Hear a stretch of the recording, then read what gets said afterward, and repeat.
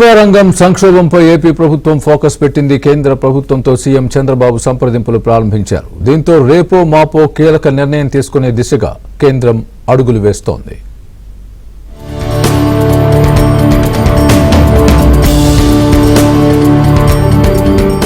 రాష్ట్ర గ్రోత్ రేట్లో మత్స్య పరిశ్రమ కీలక పాత్ర పోషిస్తుంది. రొయ్యల ఎగుమతులతో పాటు చేపలు కలిపి ప్రతి ఏడాది మన దేశం నుంచి సుమారు 20,000 కోట్ల రూపాయల సరుకు వెళ్తుంది. ఇందులో సుమారు 16,000 కోట్ల రూపాయల రొయ్యల ఎగుమతులే ఉన్నాయి. రాష్ట్ర వృద్ధి రేటులో ఈ ఎగుమతులు కీలక పాత్ర పోషిస్తున్నాయి. అయితే మన దేశానికి అమెరికా నుంచి క్రాబ్ తో పాటు ష్రింప్లు దిగుమతి అవుతాయి. ఇవన్నీ కూడా 5 స్టార్ లేదా 7 స్టార్ హోటల్స్ లో మాత్రమే ఉపయోగిస్తారు. అయితే కేంద్ర ప్రభుత్వం ఈ దిగుమతులపై 32% ఇంపోర్ట్ డ్యూటీ విధించిందని సీఎం చంద్రబాబు కేంద్ర ప్రభుత్వానికి వివరించారు. ఈ దిగుమతుల విలువ కేవలం $75 మిలియన్ అంటే 60 కోట్ల రూపాయలు మాత్రమే ఉన్నాయని సీఎం వివరించారు. వీటిపై దిగుమతి పన్నును పూర్తిగా తగ్గించి జీరో చేస్తే భారతదేశం నుంచి ఎగుమతి చేసే రొయ్యలపై దిగుమతి పన్నును తగ్గించాలి అని అమెరికాను కోరే అవకాశం ఉంటుంది అని సీఎం కేంద్ర ప్రభుత్వానికి సూచించారు.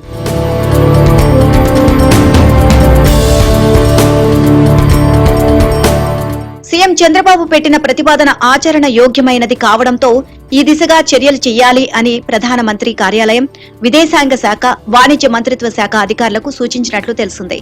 దీంతో పాటు భారత్ లో ఉపాధిని ఎక్కువగా కల్పించే పరిశ్రమలకు సంబంధించి ఎగుమతి చేసే వస్తువులపై అమెరికాలో పన్ను తగ్గించే విధంగా చర్చలు జరిపితే బాగుంటుంది అని కూడా సీఎం సూచించినట్లు తెలుస్తోంది. మంగళవారం రాష్ట్ర ప్రభుత్వం వైపు నుంచి ఈ సూచనలు వెళ్లడంతో కేంద్రంలో కదలిక ప్రారంభమైంది. అమెరికాలోని ట్రంప్ బృందంతో చర్చించేందుకు విదేశాంగ శాఖ అధికారులు ప్రయత్నాలు ప్రారంభించారు. దీంతో పాటు ప్రత్యామ్నాయ మార్కెట్ పై కూడా దృష్టి పెట్టారు. అమెరికాకు వెళ్లే ఎగుమతుల్లో 42% ఆక్వా ఉత్పత్తులు మన దేశం నుంచి వెళ్తాయని, ఈక్విడార్ దేశం నుంచి 26% ఆక్వా ఉత్పత్తులు వెళ్తాయని తెలుస్తోంది. ప్రస్తుతం ఈక్విడార్ పై అమెరికా ప్రభుత్వం కేవలం 10% మాత్రమే పన్ను విధించడంతో ఆ దేశం ఉత్పత్తులను పెంచే ప్రమాదం ఉంది అనే అంశంపై భారత ఆక్వా పరిశ్రమ వర్గాల్లో ఆందోళన వ్యక్తమవుతోంది. ఈలోపు రైతులకు ధర పడిపోకుండా పరిశ్రమ వర్గాలు చర్యలు తీసుకోవాలని, 100 కౌంట్ ఉన్న రొయ్యలు కిలోకి $220 చొప్పున కొనుగోలు చేయాలి అని ఎగుమతి వ్యాపారులకు ముఖ్యమంత్రి సూచించారు.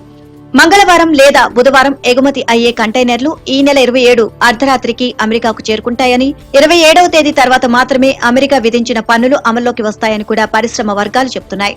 ఈలోపు రొయ్యల ఎగుమతులను, రైతులను రక్షించేందుకు తీసుకోవాల్సిన స్వల్ప, దీర్ఘకాలిక చర్యలను సూచించేందుకు ఒక కమిటీని కూడా ప్రభుత్వం ఏర్పాటు చేసింది. ఈ కమిటీ వెంటనే రంగంలోకి దిగి మార్కెట్లో ఉన్న పరిస్థితిని అధ్యయనం చేసి 2 రోజుల్లో ప్రభుత్వానికి తగిన సూచనలతో నివేదిక ఇవ్వాలని కూడా కోరినట్లు తెలుస్తోంది.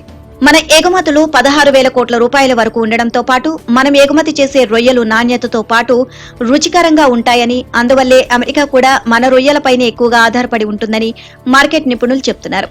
దీనికి తోడు భారత సైన్యంలో కూడా పౌష్టిక ఆహారం కూడా రొయ్యలను ఎక్కువగా ఉపయోగించడం, ఇతర దేశాలకు కూడా రొయ్యల ఎగుమతులను చేసే విధంగా ప్రత్యామ్నాయ మార్గాలను కూడా అన్వేషించాలని సీఎం కమిటీకి సూచించారు. 2 రోజుల్లో ఈ కమిటీ అధ్యయనం చేసి నివేదికను ఇవ్వనుంది.